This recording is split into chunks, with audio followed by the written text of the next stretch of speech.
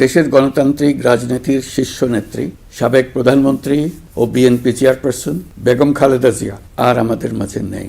ইন্না লিল্লাহি ওয়া ইন্না ইলাইহি রাজিউন। বেগম খালেদা জিয়ার ইন্তেকালে আমরা গভীরভাবে শোকাহত ও মর্মাহত।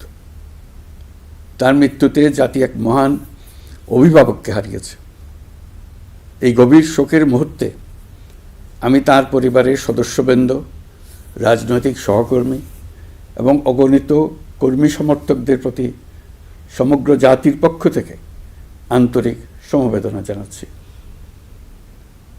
মহান আল্লাহর কাছে আমার প্রার্থনা, তিনি যেন আমাদের সবাইকে এই গভীর শোক কাটিয়ে ওঠার শক্তি দান করেন। বেগম খালেদা জিয়া ছিলেন বাংলাদেশের রাজনীতিতে এক পরম মহিমান্বিত ব্যক্তিত্ব।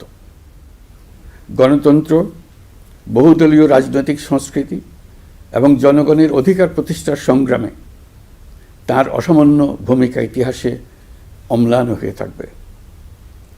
স্বৈরাচার ও ফেসিবাদের বিরুদ্ধে তার আপসহীন নেতৃত্ব বারবার জাতিকে গণতন্ত্রহীন পরিস্থিতি থেকে উত্তরণের পথ দেখিয়েছে এবং মুক্তির প্রেরণা জুগিয়েছে।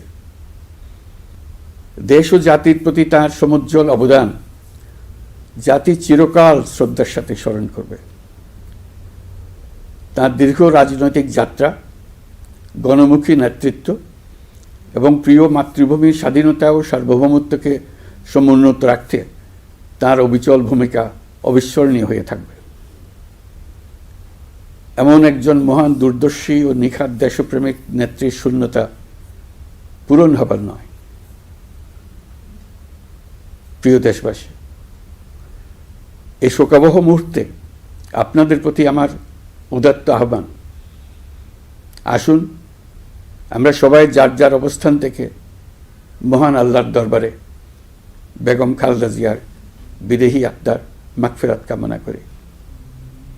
একই সঙ্গে জাতির এই কঠিন সময়ে আমরা যেন ঐক্যবদ্ধ থাকি। শোকের এই সময়ে কেউ যেন অস্থিতিশীলতা বা নাশকতার অপচেষ্টা চালাতে না পারে। এবং আগামীকাল তার নামাজে জানাজার দিনে একদিনের সাধারণ ছুটি ঘোষণা করছি।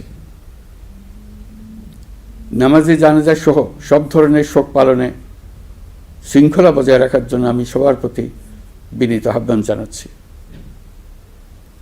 প্রিয় দেশবাসী, আমি জানি আপনারা সবাই এই সময়ে অনেক আবেগাপ্লুত।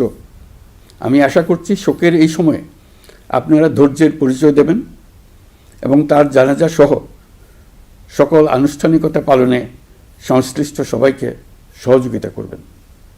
মহান আল্লাহ তাআলা আমাদের সকলকে ধৈর্য, শক্তি ও ঐক্যবদ্ধ থাকার ক্ষমতা দেন।